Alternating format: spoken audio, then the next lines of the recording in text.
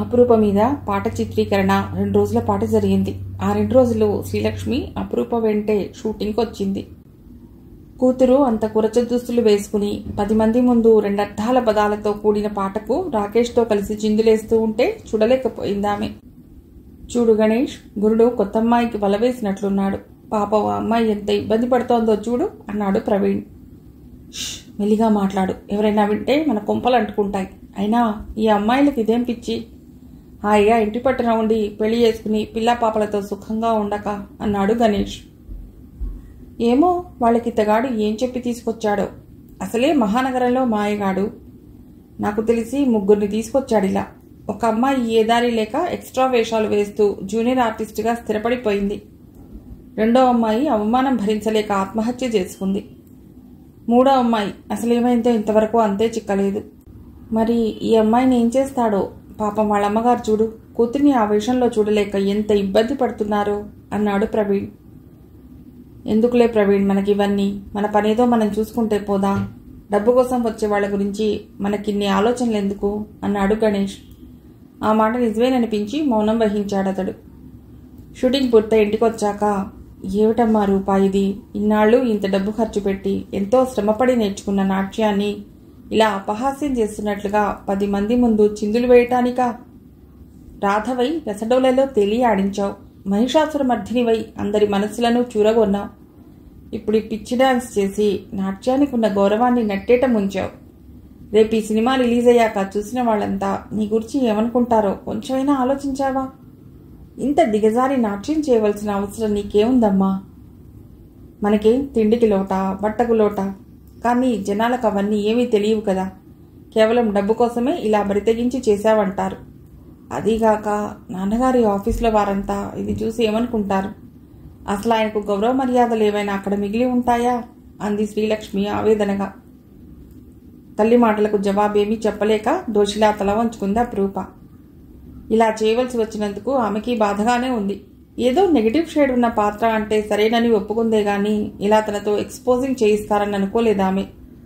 Shooting మొదలెట్టాక మధ్యలో అడ్డు చెప్పలేక ఇష్టం లేకపోయినా ఆ డాన్స్ చేసింది.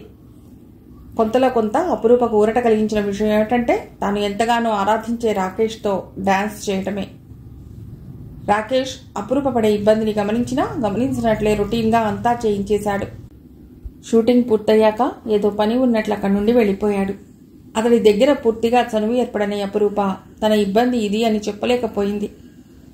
ఆ తర్వాత కూడా చాలా బిజీగా ఉన్నట్లు ఆమె ఛాయలకే పోలేదతడు. చివరికి ఫోన్ కాల్ కూడా అతడి నుండి లేకపోయింది.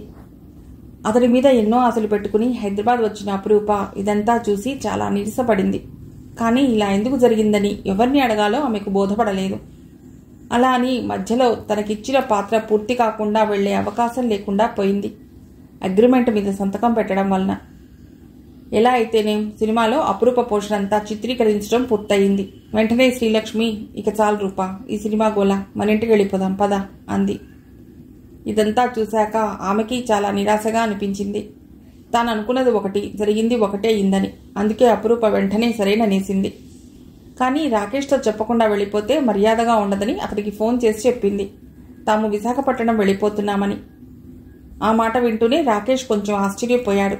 సాధారణంగా ఈ ఫీల్డ్కి వచ్చిన వారెవరూ అంత తొందరగా వెనక్కి తిరిగి వెళ్లాలనుకోరు. ఏదో విధంగా అక్కడే ఉండి తమని తాము నిరూపించుకుని తారాపథానికి చేరుకోవాలని తహతహలాడుతూ ఉంటారు. అందుకు భిన్నంగా అపురూప వెళ్ళిపోతాననటం అతడికి కొంచెం వింతగానే ఉంది. తానెంతో పగడ్బందీగా వేసిన స్కెచ్ ఇలా ఫెయిల్ అయిందేమిటి అనుకున్నాడు ఒక్క క్షణం. తాను కొంచెం బిజీగా ఉన్నట్లు కలరింగ్ ఇస్తే తన కృపాకటాక్షాల కోసం అందరిలాగే అపురూప కూడా ఎదురు చూస్తుందని, చివరికి ఏదో మాదిరిగా తనంతట తానే నా దగ్గరకు వస్తుందిలే అనుకున్నాడు. కానీ అతడి ప్లాన్ ఇలా బెడిసికొడుతుందని రాకేష్ అనుకోలేదు. ఇప్పుడు తాను ఏదో ఒకటి చేయకపోతే చేతికి చిక్కిన చిలుక చేజారిపోతుందనుకున్నాడు. అసలు ఏ అమ్మాయి కోసమూ అతడు ఇన్ని రోజులు ఎదురు చూడలేదు, ఎంత ప్రయత్నమూ చేయలేదు. ఎవరినైనా పరిచయమైన నెల రోజుల్లోపే సినిమా వేషాల ఎర చూపి తన దారికి తెచ్చుకున్నాడు. కానీ అపురూప విషయంలో అతడి ఆలోచన ఏదీ వర్కౌట్ కాలేదు. అలా అని ఆమె మీద ఆశ వదులుకోలేకపోయాడు. ఎందుకంటే అపురూప అందం అతడిని ఊరించి పిచ్చివాణ్ణి చేస్తోంది. తొందరపడకు రూపా, నేను కొంచెం బిజీగా ఉన్నాను, అందుకే నీతో కాంటాక్ట్లో లేను. రేపు సాయంత్రం వీలు చూసుకుని మీ ఇంటికొచ్చి మాట్లాడతాను. ఆ తర్వాత ఏ డెసిషన్ అయినా తీసుకుంటూ గాని అన్నాడు రాకేష్. నిజానికి అతడికి వెంటనే వెళ్లి అప్రూపని కలవాలనుంది. కానీ తాను ఇలా పరుగులు పెడితే తన విలువ తగ్గిపోతుందని ఆగాడు. అప్రూప చెప్పింది వింటూనే తాడెత్తున లేచింది శ్రీలక్ష్మి.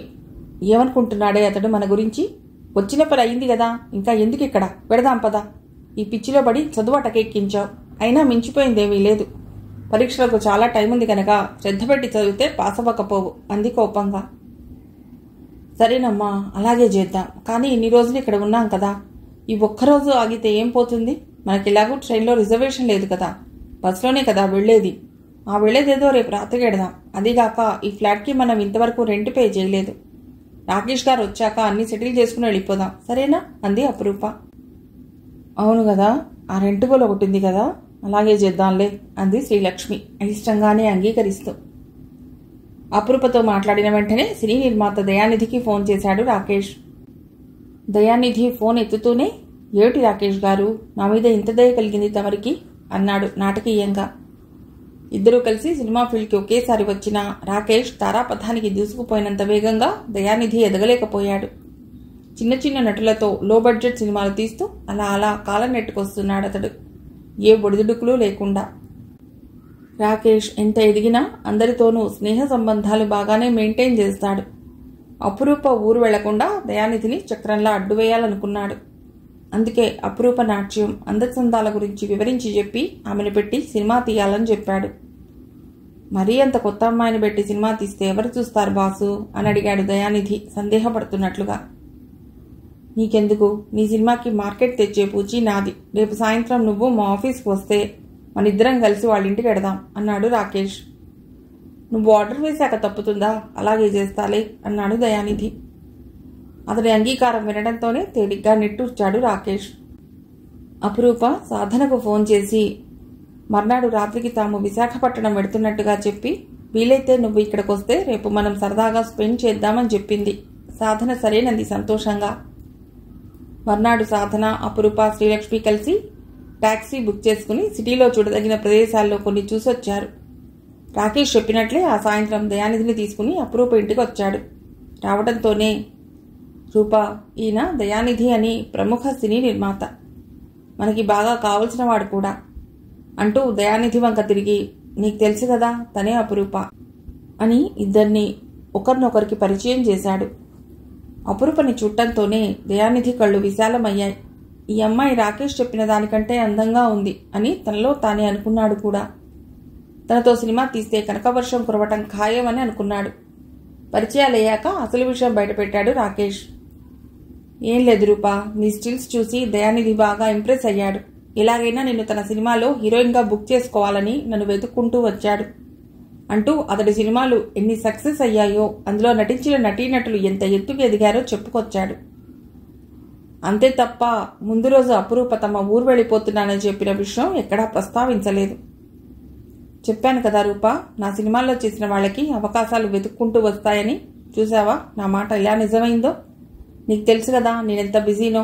మన సినిమా రిలీజ్కి సన్నాహాలు చేసుకోవాలి ఒక పక్క, అలాగే నన్ను నమ్ముకున్న నిర్మాతలు ఎవరికీ ఇబ్బంది కలగకుండా చూసుకోవాలి. అందుకే ఇన్ని రోజులు నిన్ను పలుకరించే తీరిక దొరకలేదు నాకు. ఈరోజు ఎలాగో వీలు చేసుకున్నాను. ఎందుకంటే నీకు వచ్చిన ఇంత మంచి అవకాశాన్ని జారవిడవకూడదు కదా అన్నాడు రాకేష్, ఎవరికీ ఏమీ మాట్లాడే అవకాశం ఇవ్వకుండా. అతడి దగ్గర ఉన్న టెక్నికే అది. ఎదుటివారికి మాట్లాడటానికి కానీ ఆలోచించటానికి కానీ ఏమాత్రం అవకాశం ఇవ్వకుండా తాను చెప్పిన దాన్ని చాలా సులభంగా వాళ్లతో అవుననిపించేస్తాడు. రాకేష్ చెప్పింది వినడంతోనే అంతవరకు అపురూప చేసుకున్న నిర్ణయాలన్నీ గాలికొదిలేసింది. ఈ సినిమాలో తాను హీరోయిన్గా చేస్తే ఖచ్చితంగా తారాపథానికి చేరుకోవటం ఖాయమనుకుందామే. అంతా అనుకున్నట్లుగా జరిగితే రాకేష్తో తాను జీవితాన్ని పంచుకునే రోజు ఇంకెంతో దూరంలో లేదనుకుంది అపురూప మరింత ఆశగా. రాకేష్ చెప్పింది వింటూనే కూతురు బాహ్య ప్రపంచాన్ని మరిచిపోయి కల్లోకి జారిపోవడం చూసిన శ్రీలక్ష్మి గుండెలు గుబగుబలాడాయి. అందరి తల్లుల్లా ఆమె డబ్బు కోసము దర్జాల కోసము ఏనాడూ పాకులాడలేదు. తమ బిడ్డలు నలుగురిలోనూ మంచిగా గుర్తించబడాలి, గౌరవింపబడాలి అనుకున్నదే గాని ఆ గుర్తింపు ఈ తళకుల ప్రపంచం ద్వారా రావాలని ఆమె ఎన్నడూ ఆశించలేదు. ఆనందంతో ఉప్పొంగిపోతున్న కూతురి ముఖం వంక ఒక్క క్షణం వెర్రిదానిలా చూసింది శ్రీలక్ష్మి. తాను మౌనంగా ఉంటే కూతురు ఆ సినిమాలో నటిస్తానని, ఎక్కడ కమిట్ అయిపోతుందోనని భయపడింది. అందుకే అపురూప కంటే ముందుగా తానే, మాకెవ్వరికీ అపురూపని సినిమాలో నటింపజేయాలనే ఉద్దేశం లేదండి, ఏదో సరదా పడింది కదా అని ఈ సినిమాలో చేయటానికి ఒప్పుకున్నాం. అదీగాక ఈ సినిమాల వల్ల అమ్మాయి చదువు కూడా మధ్యలోనే ఆగిపోతుంది. వాళ్ళ నాన్నగారు తొందరగా బయలుదేరి వచ్చేయమని ఈరోజు ఉదయం కూడా చెప్పారు. కనుక ఈరోజు రాత్రికే మేము బయలుదేరదాం అనుకుంటున్నామండి. మీరు ఎంతో శ్రమ తీసుకుని ఇక్కడికి వచ్చినందుకు చాలా థ్యాంక్స్ అండి. ఈ ఫ్లాట్ రెంట్ అది కూడా కొంచెం సెటిల్ చేయించేసినట్లయితే మాకెంతో హెల్ప్ చేసిన వారు అవుతారు అంది శ్రీలక్ష్మి ఏమాత్రం తొట్టుపడకుండా. ఆమె చెప్పింది విని రాకేష్ కంటే అపురూపే ఎక్కువ ఆశ్చర్యపోయింది. రాక ఇంత మంచి అవకాశం వస్తే అమ్మ ఎందుకు ఇలా అడ్డుపడుతోందో అనుకుందే గాని తాను అంతకుముందు విశాఖపట్నం వెళ్లాలని తీసుకున్న నిర్ణయం ఆమె గుర్తు రాలేదు. రాకేష్తో వచ్చిన దయానిధి కూడా శ్రీలక్ష్మి మాటలు విని తెల్లమొహం వేశాడు. కొత్త అమ్మాయితో ఏం చేస్తాను అనుకున్నవాడు కాస్త అపురూపతో తప్పక సినిమా చేయాలనుకున్నాడు. ఆమెను చూడటంతోనే తాము ఇచ్చిన ఆఫర్కి వాళ్ళు ఎగిరి గంతులు వేస్తాననుకుంటే ఇలా అయిందేమిటి అనుకుంటూ రాకేష్ వంక చూశాడు. అతడు మరేం పర్వాలేదు అన్నట్లుగా కళ్లతోనే సైగ చేశాడు. ఆంటీ, మీ ఆలోచనలో తప్పు ఎంతమాత్రం లేదండి. ఇన్నాళ్ళు కష్టపడి చదివిన చదువు మధ్యలోనే ఆగిపోతే ఎవరికైనా బాధగానే ఉంటుందండి. ఒక తల్లిగా అపురూప భవిష్యత్తును దృష్టిలో పెట్టుకుని మీరు ఆ మాట అన్నారని నేను అర్థం చేసుకోగలను. కానీ అపురూప టాలెంట్ని 4 గోడలకే పరిమితం చేయటం సరైంది కాదా ఆంటీ? ఈ ఫీల్డ్లో తనకెంతో బ్రైట్ ఫ్యూచర్ ఉందనిపిస్తోంది నాకు. అందుకే ఈరోజు అదృష్టం తలవని తలంపుగా దయానిధి రూపంలో వచ్చి మీ తలుపు తడుతోంది. కాదనకండి ఆంటీ, ఇండస్ట్రీ రెడ్ కార్పెట్ పరిచి అపురూపం నడిపించే రోజు ఎంతో దూరంలో లేదనిపిస్తోంది. నా మాట కాదనకుండా ఒప్పుకోండి. మీరు కాదన్న తర్వాత అపురూప ఈ డీల్కు ఒప్పుకుంటుందని నేను అనుకోను. తనకి పేరెంట్స్ పట్ల ఎంత గౌరవమో నాకు తెలుసు అన్నాడు వినయంగా. నమస్కార బాణంతో ఆమెని కూల్ చేయాలనే ప్రయత్నంలో అపురూప కూడా వేడుకుంటున్నట్లుగా తల్లివంక చూసింది. రాకేష్ మాట్లాడిన తీరు శ్రీలక్ష్మినే కాదు, పక్కనే ఉన్న సాధనని కూడా ఎంతో ఇంప్రెస్ చేసింది. సాధనకు సినిమా వాళ్ళంటే అంత సదభిప్రాయం లేదు. అలాంటి సాధన కూడా రాకేష్ మాటలను నమ్మేసింది. పోనీ ఈ సినిమా ఒక్కటి చేస్తే ఏమవుతుంది అనుకుంది మనస్సులో. శ్రీలక్ష్మికి అతని మాటలు నచ్చినా ఆమె కళ్ల ముందు రావూరి భరద్వాజ గారు రాసిన పాకుడు రాళ్ల నవల్లోని పాత్రలు కదలాడాయి. ఈ రంగుల ప్రపంచంలో ఒక వెలుగు వెలగాలని కోటి ఆశలతో ఇక్కడికి వచ్చిన వాళ్లలో చాలా మంది నామరూపాలు లేకుండా కాలగర్భంలో కలిసిపోయిన కథనాల గురించి అందులో చదవడమే కాదు ఎన్నెన్నో విన్నది. అందుకే అతడు అంత చెప్పినా కూడా వెంటనే తన అంగీకారాన్ని చెప్పలేకపోయింది. సరేనండి, మాకు ఆలోచించుకునేందుకు కొంచెం వ్యవధి ఇవ్వండి. ఎలాగో ఈ నైట్కి విశాఖపట్నానికి టికెట్ బుక్ చేసుకున్నాం. అక్కడికి వెళ్ళాక మా వారితో మాట్లాడి ఈ సంగతి చెప్తాం అంది శ్రీలక్ష్మి. ఆమె జవాబు వినడంతోనే నిరాశపడినట్లుగా అపురూప వంక చూశాడు రాకేష్. అతని వెంట వచ్చిన దయానిధి కూడా అలాగే చూశాడు. అపురూప ఆశాభంగం చెందినట్లుగా తల్లి వంక చూసింది. హ్యూమన్ సైకాలజీ బాగా తెలిసిన రాకేష్ అపురూపకి సినిమాలో చేయటం ఇష్టమనే సంగతిని తేలిగ్గానే గ్రహించాడు. అవసరమైతే తల్లిదండ్రులను ఎదిరించైనా వస్తుందనుకున్నాడు ధీమాగా మనస్సులోనే. అందుకే ఏమాత్రం తొందరపడకుండా ప్రశాంతంగా వారి వంక చూస్తూ, అలాగే ఆంటీ, అంకుల్తో మాట్లాడాకే మీ నిర్ణయం చెప్పండి. కాకపోతే కొంచెం త్వరగా మీ డెసిషన్ చెప్పండి. ఎందుకంటే ఈ ఛాన్స్ తన్నుకుపోవాలని చాలా మంది చూస్తున్నారు అన్నాడు ఊరిస్తున్నట్లుగా. దయానిధి కూడా లేస్తూ, వస్తామండి, ఇక మీ ఆన్సర్ పాజిటివ్గానే ఉంటుందని ఆశిస్తున్నాను అన్నాడు. రాకేష్ వెళ్లేందుకు 2 అడుగులు ముందుకు వేసి తర్వాత వెనక్కి తిరిగి, రూపా, తొందరపడి ఫ్లాట్ ఖాళీ చేయకు. ఒకవేళ నువ్వు ఇక్కడికి రాలేకపోతే నీ ఫ్రెండ్ సాధన ఉంది కదా, తను చూసుకుంటుంది. ఇంటి తాళం తనకిచ్చేళ్ళు, తర్వాత సంగతి తర్వాత చూసుకోవచ్చు అన్నాడు యథాలాపంగా విషయం చెప్తున్నట్టు. సరేనన్నట్లుగా తల ఊపింది అపురూప. వాళ్ళు వెళ్ళాక తలుపు వేసి వచ్చింది సాధన. రూపా, నేను ఏం చేసినా నీ శ్రేయస్సునే దృష్టిలో పెట్టుకుని చేస్తున్నానమ్మా. ఫలానా పరాంకుశం గారి అమ్మాయి ఇలాంటిది అని నలుగురు వేలెత్తి చూపకూడదని నా తాపత్రయం. సినిమా అనేది ఒక జిలుగుల ప్రపంచం. పైకి ఎంతో అందంగా ఆకర్షణీయంగా కనిపించినా నిత్యం కాటేసే విషనాగులు ఇక్కడ పొంచి ఉంటాయమ్మా. ఇన్నాళ్లు ఎంతో గౌరవంగా ప్రశాంతంగా బతుకుతున్నాం మనం. లేనిపోని ఆశలకు పోయి జీవితాన్ని చిందరవందర చేసుకోకమ్మా అంటూ సాధన వైపు తిరిగి, నువ్వు చెప్పు సాధన, నా ఆలోచనలో ఏమైనా తప్పుందంటావా అని అడిగింది శ్రీలక్ష్మి. లేదాంటీ, మీరు చెప్పింది 100కి 100 పాళ్ళు కరెక్టే. ఇందాక వాళ్ళు అడిగినప్పుడు పోనీ ఒక్క సినిమాలో చేస్తే ఏమవుతుంది, రూప సరదా తీరుతుంది అనుకున్నాను. కానీ మీ మాటలు విన్నాక నా ఆలోచన ఎంత తప్పో అర్థమైంది. రూపా, ఆంటీ చెప్పేది నీ మంచి కోసమేనే, ఎందుకే నీకు ఈ పిచ్చి సినిమా గోలా అని అడిగింది అనునయంగా స్నేహితురాలి భుజం మీద చేయి వేసి. తల్లి అంత బోధపరిచినా స్నేహితురాలు ఏది మంచో ఏది కాదో విడమర్చి చెప్తున్నా అపురూపకి ఏమీ తలకెక్కలేదు. దయానిధి ఇచ్చిన ఆఫర్ మీదే ఆమె మనసు నిలిచిపోయింది. ఆ సినిమాలో తాను హీరోయిన్గా చేశాక తన నటన చూసి ఎందరో నిర్మాతలు తన ఇంటి ముందు క్యూ కడతారని, ఎక్కడ చూసినా ఎవరి నోట విన్నా తన గూర్చి ప్రశంసలే ఉంటాయనుకుంది. ప్రపంచం మొత్తం తన పాదాక్రాంతం అయినట్లుగా కళ్ళలో తేలిపోసాగింది. తానిటు చెప్తూ ఉంటే కూతురు ఎక్కడో దృష్టి నిలిపి ఆలోచించడం చూసి ఉస్సురని నిట్టూర్చింది శ్రీలక్ష్మి. సినిమా పిచ్చి తలకెక్కిన రూప ఎవరు ఏం చెప్పినా పట్టించుకోదనుకుంది. భోజనాలు కానిచ్చి ఇంటికి తాళం వేసి సాధనకిచ్చి తల్లి కూతురు ఇద్దరూ విశాఖపట్నం వెళ్లే బస్ ఎక్కారు. ఇంటికి వచ్చాక కూతురు ఎవరితోనూ మాట్లాడకుండా ఏవో ఊహల్లో తేలిపోతూ తనలో తానే నవ్వుకోవటం చూసి పరాంకుశం విస్తుపోయాడు. 2 నెలల తర్వాత ఇంటికి వచ్చిన అక్కని చూడటంతోనే శ్రీకాంత్ ఎంతో ఆశగా అక్క అంటూ దగ్గరకు వెళ్లి ఏవేవో కబుర్లు చెప్పబోతే అతన్ని ఆత్మీయంగా దగ్గరకు తీసుకోవటం కానీ మాట్లాడటం కానీ చేయలేదు అపురూప. ఏదో పొడిపొడిగా పలకరించిందంతే. అక్క ధోరణి చూసి చిన్నబుచ్చుకుని వెళ్ళిపోయాడు శ్రీకాంత్.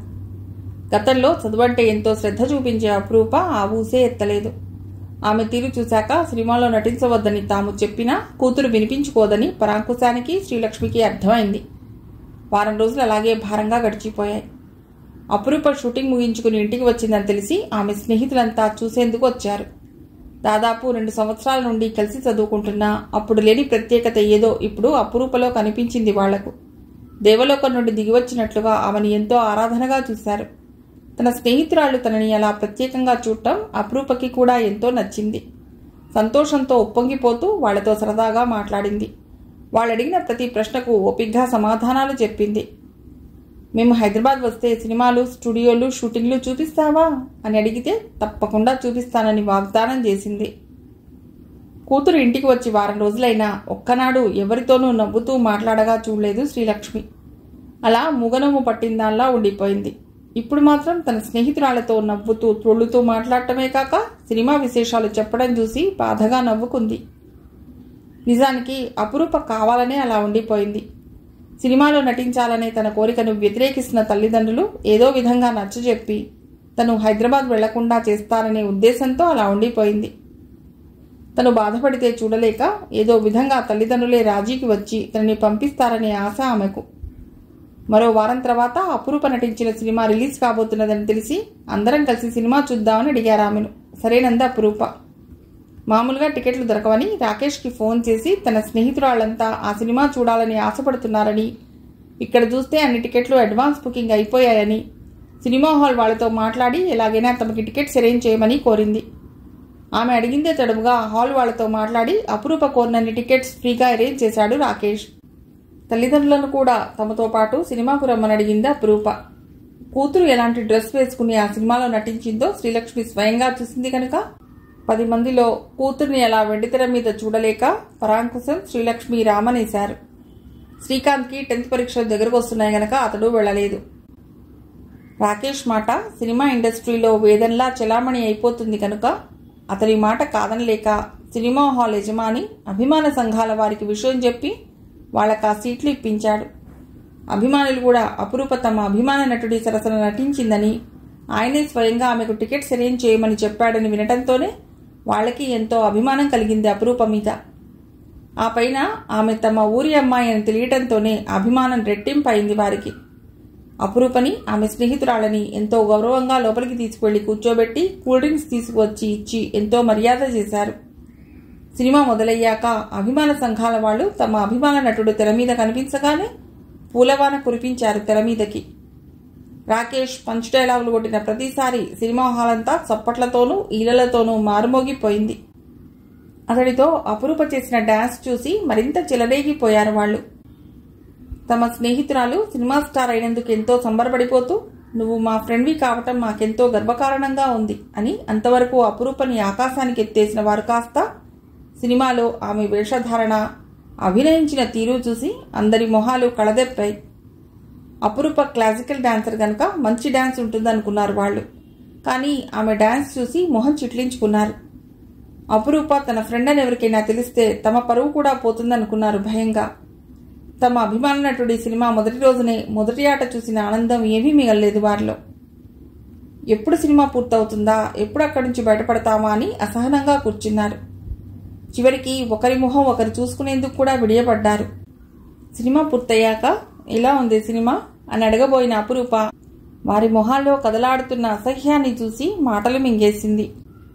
బలవంతాన మొహానికి నవ్వు పులుముకుని ఆమె నుండి వీడ్కోలు తీసుకుని ఎవరో తరుముతున్నట్లుగా బయటపడ్డారంతా అక్కడి నుండి. ఒంటరిగా మిగిలిపోయిన అపురూప అయోమయంగా చూస్తూ హాలు బయటకొచ్చింది. హాల్లో నుంచి బయటకొచ్చిన ప్రేక్షకులు అపురూపని గుర్తుపట్టి అదిగోరా ఇందులో డాన్స్ చేసిన అమ్మాయి అంటూ గోలగోలగా ఆమెను చుట్టుముట్టారు. కొందరు సినిమా తారలంటే ఉన్న క్రేజ్ కొద్దీ దగ్గరకొస్తే మరికొంతమంది వంకర చూపులతో గేలి చేస్తున్నట్టుగా నవ్వుతూ ఆమె దగ్గరగా రాసాగారు. అది చూసిన అభిమాన సంఘాల వాళ్లు ఆ గుంపును ఎలాగో చెదరగొట్టి అతి కష్టం మీద ఆటో ఎక్కించి ఆమెనింటికి పంపారు. ఎంతో హుషారుగా సినిమాకు వెళ్లిన అపురూప మొహం వేలాడేసుకుని ఇంటికి రావడం చూసి పెద్దగా ఆశ్చర్యపోలేదు శ్రీలక్ష్మి. అక్కడ ఏం జరిగి ఉంటుందో తేలిగ్గానే ఊహించింది. అయినా ఎందుకలా ఉన్నావు, ఏం జరిగింది అని ప్రశ్నించలేదు కూతుర్ని. ఆ బాధ ఎలా ఉంటుందో తెలుసుకోవాలి కూతురు అనుకుంది. పరాంకుశం కూడా కదిలించే ప్రయత్నం చేయలేదామని.